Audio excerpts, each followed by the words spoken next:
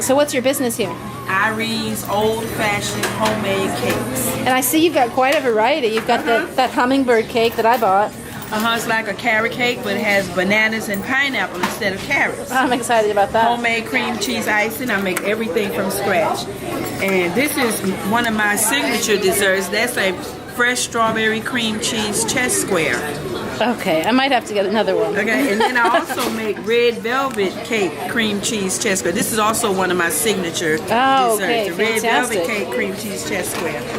And this is Let's see, do you have a website? Nope, just call you up. Yes, just call me up right now.